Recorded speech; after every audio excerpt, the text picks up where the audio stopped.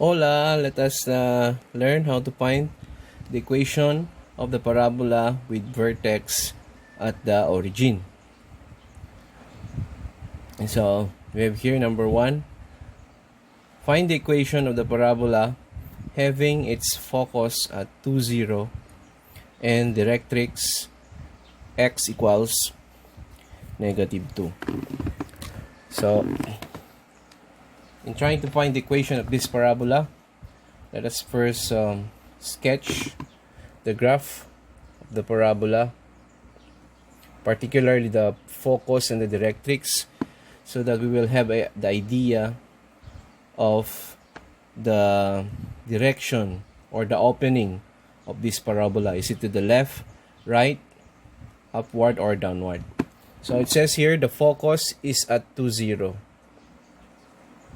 So here's the focus, 2, 0. How about the directrix? It's the line x equals -2.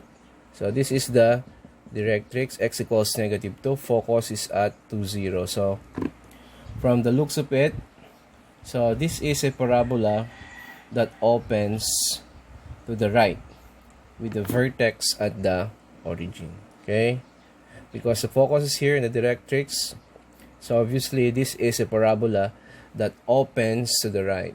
So yes, so for number 1, parabola opens to the right, and it has the equation y squared equals 4ax, and the vertex is at the origin.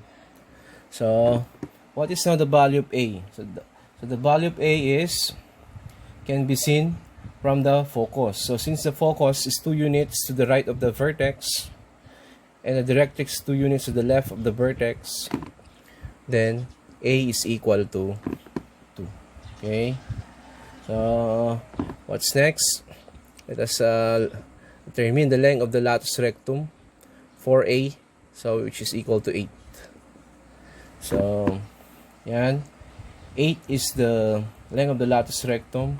So therefore the ends of the lattice rectum are since the length of the lattice rectum is 8, so we have here 4 plus 4 equals 8. So we have 1, 2, 3, 4.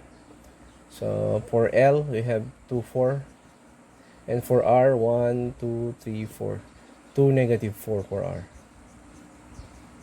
So that the length of the lattice rectum is 8. 4 plus 4 equals 8. And then by connecting the vertex to the end points of the lattice rectum, then we can now have here the graph of the parabola, whose equation is, by the way, what is the equation? That's the main question for the problem. So the equation of the parabola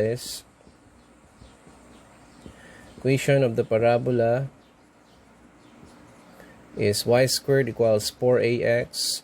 Substitute a by 2. 4 times 2 is 8x. So this is now the equation of the parabola for problem number 1.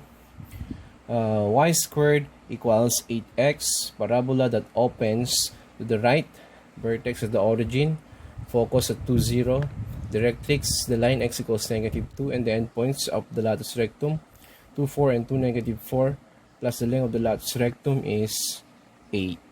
Okay, let's proceed to the next problem, number 2. Next problem, number 2. Find the length of the lattice rectum and the equation of the parabola with vertex at the origin, axis along x-axis, and passing through the point 3, 6. So let us determine the opening of the parabola. Is it to the left, right, upward, or downward, and whose vertex is at the origin? So it says here the axis is along x-axis. So if the axis is along x-axis, it is either parabola that opens to the left or right. But since it passes through the point 3, 6, where is 3, 6? 1, 2, 3, 4, 5, 6. So since it passes through the point 3, 6 and the vertex is at the origin, so obviously this is a parabola that opens to the right. Okay, it's a parabola that opens to the right again. Okay, it cannot be a parabola that opens upward because it says here the axis is along the x-axis. Okay, so what's the next step? Okay, so it's a parabola that opens to the right. The equation is y squared equals 4ax. So from here, from this equation, we can now solve for the value of a by substituting y by 6, x by 3. So 12a equals 36. 4 times 3, 12a.